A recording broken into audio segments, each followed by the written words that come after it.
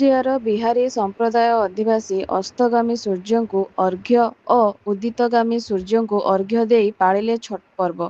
ପରମ୍ପରା ଅନୁଯାୟୀ ବିହାରୀ ସମ୍ପ୍ରଦାୟର ଲୋକେ ସ୍ଥାନୀୟ ଦେଓ ନଦୀ କୂଳକୁ ଯାଇ ପରିବାରର ମଙ୍ଗଳ କାମନା କରି ଗତକାଲି ଅସ୍ତଗାମୀ ସୂର୍ଯ୍ୟଙ୍କୁ ଅର୍ଘ୍ୟ ପ୍ରଦାନ କରିଥିଲେ।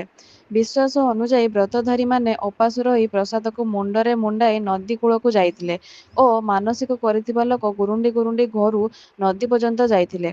ଆଜି ଦେଓନଦୀ କୂଳେ ବିହାରୀମାନେ ଉତ୍କଣ୍ଠା ସହିତ ରୁଣ୍ଡ ହୋଇ ଓ ଅସ୍ତଗାମୀ ସୂର୍ଯ୍ୟଙ୍କୁ ଅର୍ଘ୍ୟ ପ୍ରଦାନ କରିଥିଲେ। ବ୍ରତଧାରୀମାନେ ପୁଣି ଆଜି ବଡ଼ି ଭୋରରୁ ଉଦୟଗାମୀ ସୂର୍ଯ୍ୟଙ୍କୁ ଅର୍ଘ୍ୟ ପ୍ରଦାନ କରିଥିଲେ। ସମସ୍ତ କାର୍ଯ୍ୟକ୍ରମକୁ ଛଟ୍ ପୂଜା ପାଳନ କମିଟିର ନାରାୟଣ ସାଓ ସୋନାର, ନଗେନ୍ଦ୍ର ସିଂ, କ୍ରିଷ୍ଣା ସିଂ, ମୁନ୍ନା ସାହୁ, ରଞ୍ଜିତ ସାହୁ, ନନ୍ଦ ଗୁପ୍ତା, ରାଜେଶ ସାହୁ, ମନୋଜ ସାହୁ ପ୍ରମୁଖ ପରିଚାଳନା କରିଥିଲେ।